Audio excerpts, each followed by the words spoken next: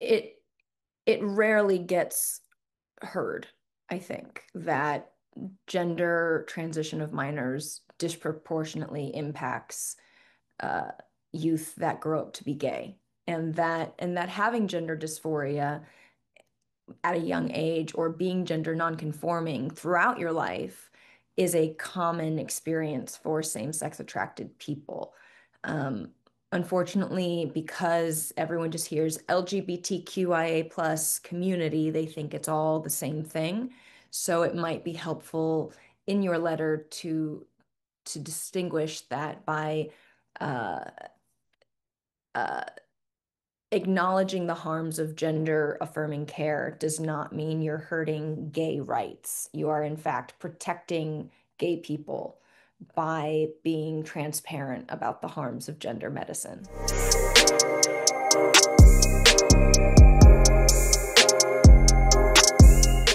Hi, everyone. Welcome to the LGB Alliance USA News Roundup for August 4th, 2025. We are here with Sylvia and me, Ariane. First, a summary of the news. New Hampshire bans pediatric gender transition. The World Athletics Federation cracks down on males in women's sports. Pro and anti-medical gender transition protests erupt in front of Kaiser San Francisco. Democratic states sue the White House over youth gender medicalization restrictions, and the FTC solicits public comments on pediatric gender transition. We'll start with you, Sylvia. Thanks, Ariane. New Hampshire Governor Kelly Ayotte signed two bills into law this past week. Bill 712 limits breast surgeries on minors to only procedures that treat, quote, malignancy, injury, infection, or malformation, and those needed to reconstruct the breasts after such procedures, end quote. Bill 377 bans puberty blockers and cross-sex hormones for anyone under the age of 18. However, while this bill goes into effect January 1st, 2026, it will not impact any minor that is currently taking hormones or puberty blockers.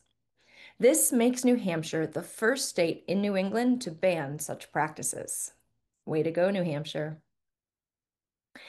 Starting September 1st, World Athletics, an international body for track and field, will implement a policy and test uh, the sex of individuals competing in the female category. Those who wish to compete in the upcoming World Athletics Championship in Tokyo will have to do a one-time cheek swab or blood test to confirm the individual's sex as female via SRY genes. World Athletics President Sebastian Coe released the statement, quote, "The philosophy that we hold dear in world athletics is the protection and the promotion of the integrity of women's sports. It is really important in a sport that is permanently trying to attract more women that they enter a sport believing there is no biological glass ceiling. The test to confirm biological sex is a very important step in ensuring this is the case. We are saying at the elite level, for you to compete in the female category, you have to be biologically female. It was always very clear to me and the World Athletics Council that gender cannot trump biology." End quote. A major step for the sports industry. Ariane? Thank you, Sylvia. Now turning to news from the West Coast. On July 25th, a series of pro and anti-gender ideology protests and counter-protests were held in front of Kaiser San Francisco. The original protests were allegedly organized by the California Nurses Association in protest of Kaiser's decision to end gender medicalization surgeries on minors. I'm saying allegedly because apparently there were few actual nurses present, but a lot of trans rights advocates. These trans activist protesters met counter protesters from members of the local anti gender ideology group Women Are Real and their allies. Among the counter protesters were Layla Jane, a detransitioner who had her breasts removed at Kaiser at age 13 after identifying as transgender. Layla Jane went on to sue Kaiser. ABC News covered the protest, including interviews with both sides, and aired their segment on TV. I must say, I'm quite happy not only to see women are real and their allies organize so quickly and spontaneously, but also that the local news would air a segment about it, especially given that they decided not to air their report on the American Endocrine Society protest last month. It's a step in the right direction.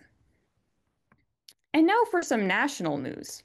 On August 1st, 16 states with Democratic governors, plus Washington, D.C., sued the Trump administration for taking action against youth gender medicalization. The lawsuit takes aim at the White House's January 28th executive order titled, quote, Protecting Children from Chemical and Surgical Mutilation, unquote. This lawsuit, however, nicknames this order the Denial of Care Order. More specifically, the lawsuit takes aim at Section 8 of the order, which contains enforcement mechanisms. Two enforcement mechanisms of Section 8 are singled out. One, spelled out in Sections A and B, is the provision that empowers the Department of Justice and states' attorneys general to enforce laws against female genital mutilation. The lawsuit argues that the law against female genital mutilation contains carve-outs for procedures performed by licensed physicians and was never intended to be enforced against gender-related care. The second enforcement mechanism this lawsuit challenges is Section C, which empowers the Attorney General to, quote, prioritize investigations and take appropriate action to end deception of consumers, fraud, and violations of the Food, Drug, and Cosmetic Act by any entity that might be misleading the public about long-term side effects of chemical and surgical mutilation, unquote. The lawsuit argues that the Attorney General Bondi's directive offers no evidence that manufacturers, physicians, or distributors are, in fact, making misleading or false claims. In addition, the lawsuit complains about the executive order's, quote, inaccurate, cruel, demeaning, and inflammatory language, unquote, and further takes aim at the order's definition of biological sex.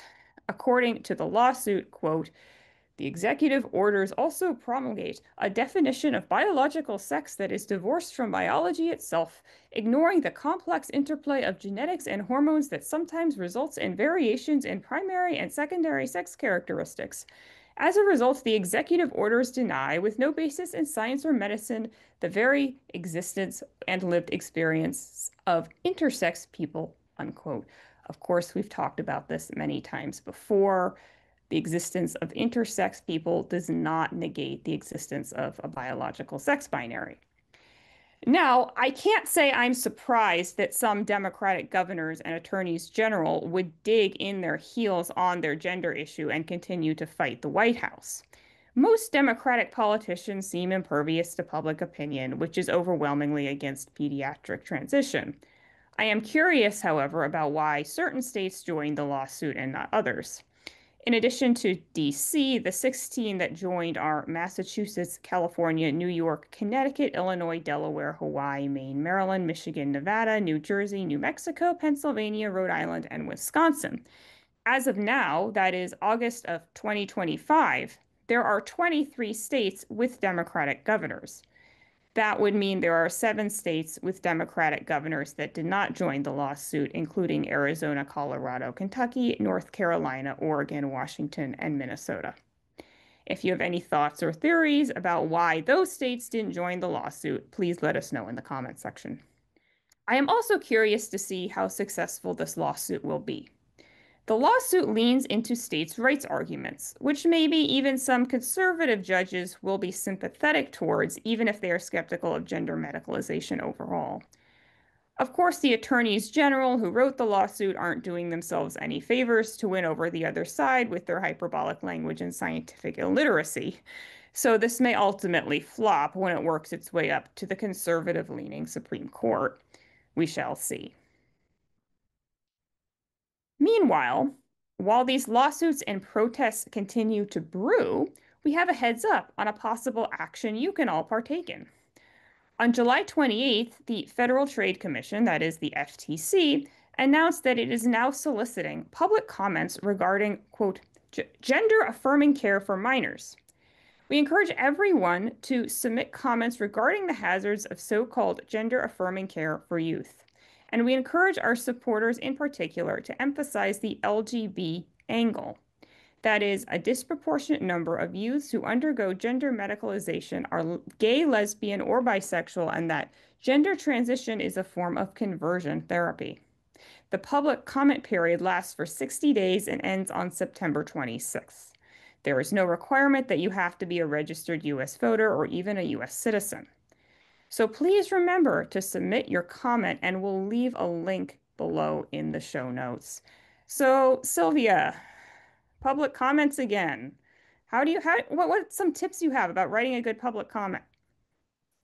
Um, I think one tip is to not just copy and paste something that was written out. They can recognize when it's been written before or if it's like a spam. So having it personalized is really important. They don't need to be long.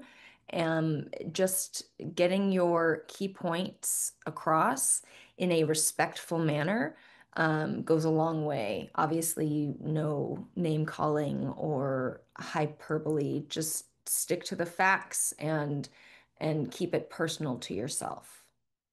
It's easier than you might think.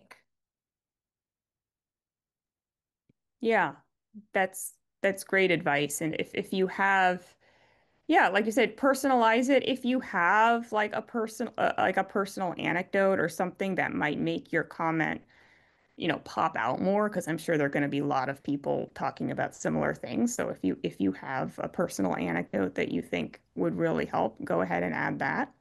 Um, like I said too, people are probably going to be approaching this from different angles. So the LGB angle is one angle that I hope a lot of you do emphasize because it can fall between the cracks.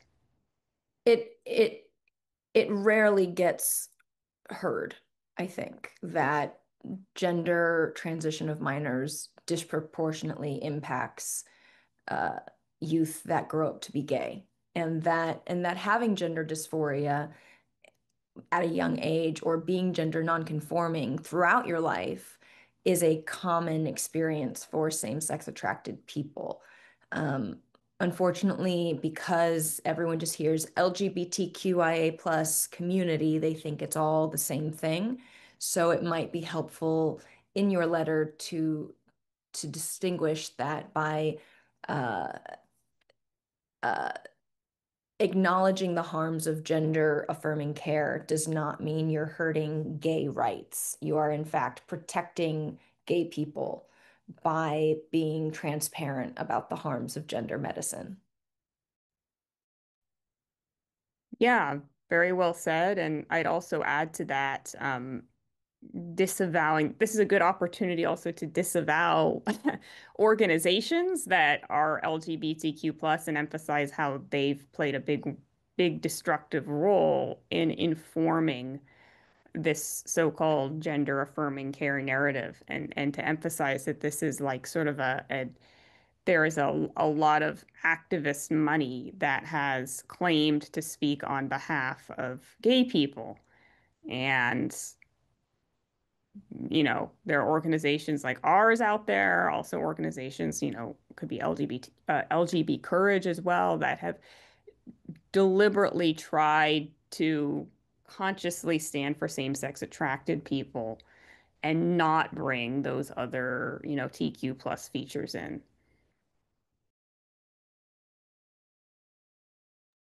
Yeah, and I think that it's important to say that literally every voice matters.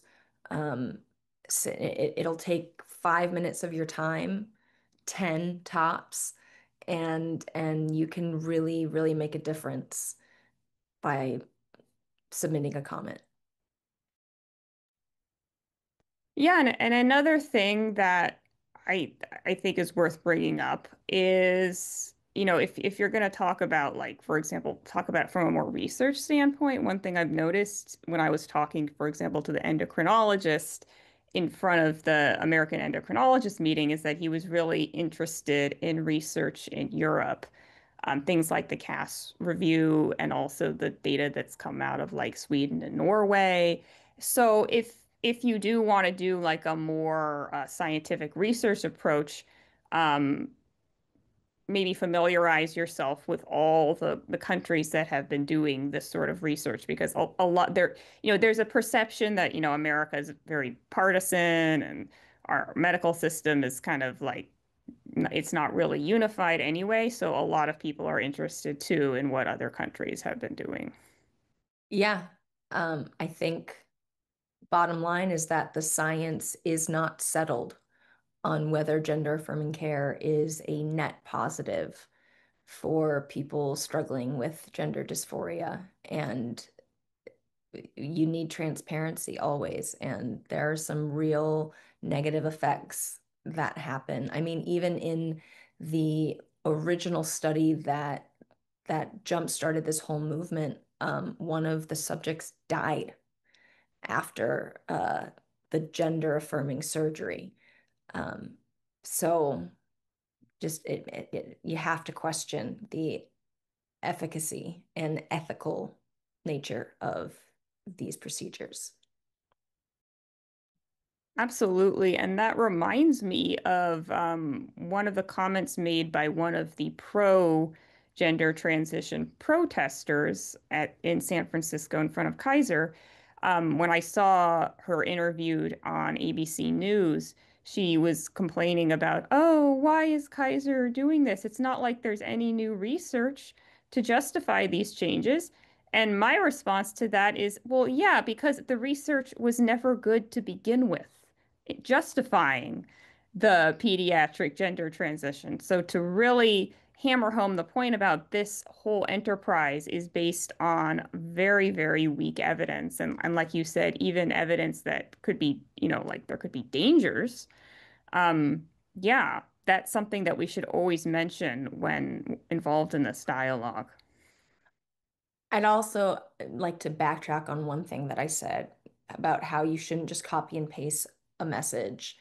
Um, if you do copy and paste someone's message, change it a little bit, so that it's not obvious that you copy and pasted. But if you can get a friend or two or three or four to send messages, copy and paste, reorder some things, like Ariane said, make it personal antidote, um, an anecdote, and it'll go a long way. So please submit your comment. And with that, thank you everyone for listening to this week's News Roundup. We look forward to seeing you again next week. Goodbye.